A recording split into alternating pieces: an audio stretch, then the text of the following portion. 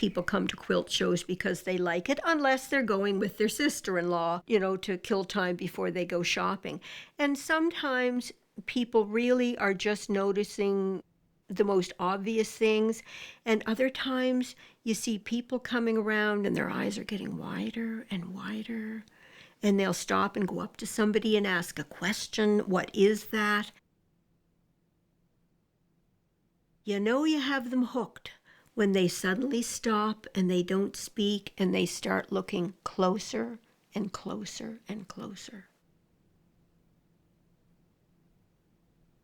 My name is Penelope Player. I live here in Charlottetown, Prince Edward Island, very happily ensconced as a retired lady in the quilters community and living the dream. Crazy quilting is its own construction method. It's its own thing. This one I'm very excited about. This is an old fragment. It's been well loved. It's also been repaired over the years. Somebody's put a big piece of red velvet in a circle here with the stitches, and yet you can see that some of the work is much older. I suspect they found a beautiful fragment that had some embroidery on it and put it to work. Why not? I would do that. My story started when I was about 13. And I asked my grandmother if there was anything she had ever regretted doing in her life. And then she started to cry. Well, it turned out that her mother had made a crazy quilt back at the height of the craze, probably in the 1880s. Her pride and joy. Granny and her sisters grew up with it on the back of the sofa and hated it. They were always after her to get rid of it. And some years later, after the mother passed away, they were thrilled to grab this old dust catcher, run out to the back and throw it on the bonfire. Well, it was about 10 years later, it just hit her what these girls had done. Get choked up thinking about it. But what they had done to the work of their mother's hands that she loved so much. Well, Granny was crying. I was very upset. And I had it in my mind then to bring a crazy quilt back into the family.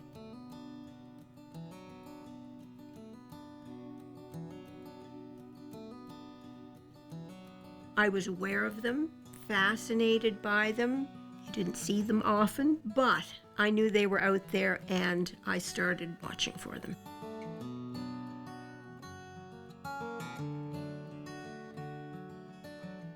Mom sewed all the time, so a woman that always had a needle in her hand and embroidered beautifully. Well, when I was just about 5, just before I went to school, got sat down, learned how to knit so badly, not my gift, and learned to embroider. Boy, hippie time, I had the best embroidered jeans and skirts and everything in the day. I broke a date on New Year's Eve to teach myself how to crochet out of a book.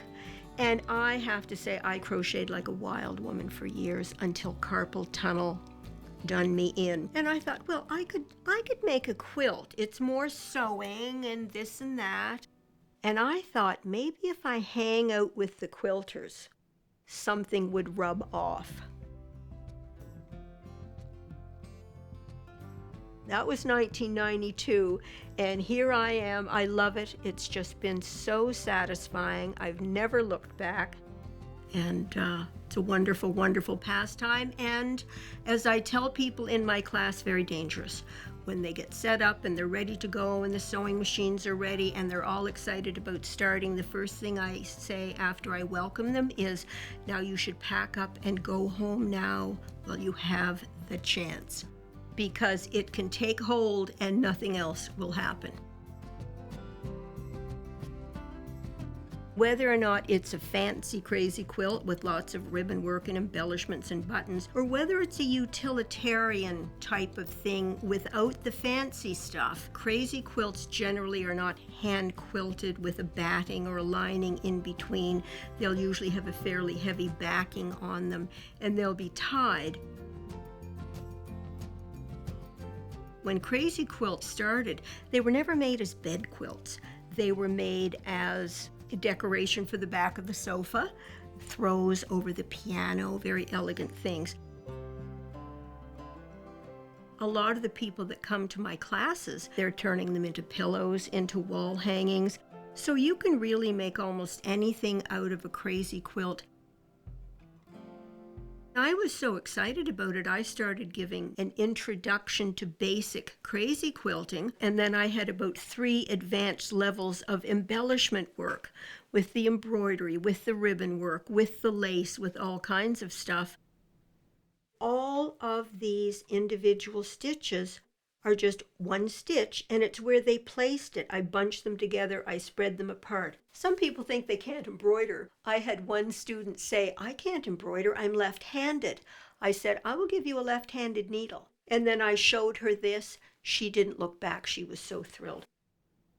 My mother sewed and she knit beautifully, but she always wanted a quilt.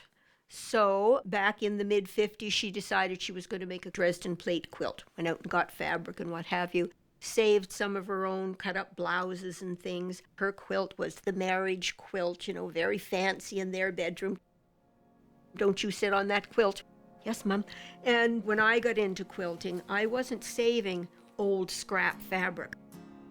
Modern quilting is, get out of my way, I'm going to the quilt shop. What's the newest fabric? I'm excited about this and that. One of the most frustrating things when you get started is picking out the fabric.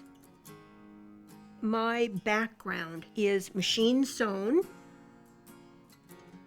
and it's a certain limited number of fabrics that combine to make that angular, awkward shaped background. But to get the right combination of fabrics that look like vintage fabrics, that will showcase the embroidery, you could easily spend 30, 40 hours dithering over 8 or 9 fabrics that are going to go in it.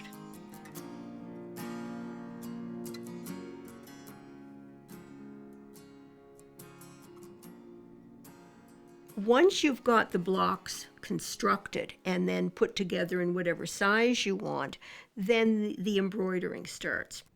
Sometimes when you're keen, you get going to town on one block and you've got herringbone stitches and cretin stitches and you've sewn on the button and you've got the beading and isn't this great?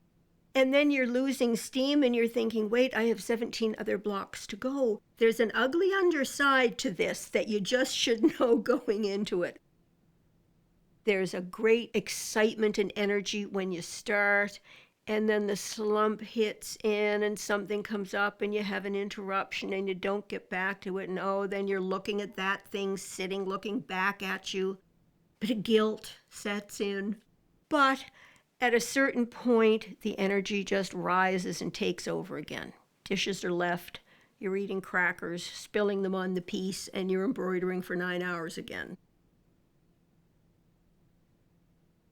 One of our quilters was contacted by the organizers of the Kobe Quilt Show, and one of their sections for the coming year was going to be Prince Edward Island, its flowers and its seasons. So our lady that was doing the canvassing was looking for a show of hands, and nobody was putting their hand up. And I really didn't think I could make a quilt that could go to Japan, but I hated to see her standing up there alone, so I finally put my hand up. And I thought, well, I'll make a little wall hanging or something small. Well, then I found out that I had to make a full-size quilt. I only had about 6 months to do it.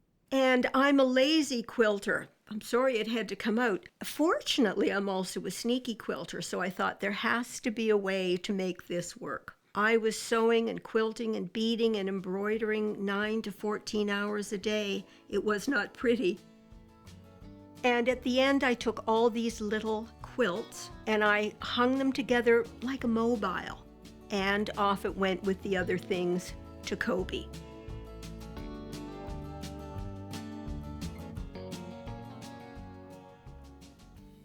People talk about mindfulness and actually living directly in the moment, in the instant, and not looking outside of that. And at certain times, when you're in the middle of this, There's just you and the thread, you and the ribbon, and you're so engaged in it. It's not work, it's not tiring, it's just is. There's this incredible feeling that time stopped when I was working on that. I love it. It's just been so satisfying. I've never looked back. And my carpal tunnel's gone. I can crochet again, so I still do a little, but I'm quilting.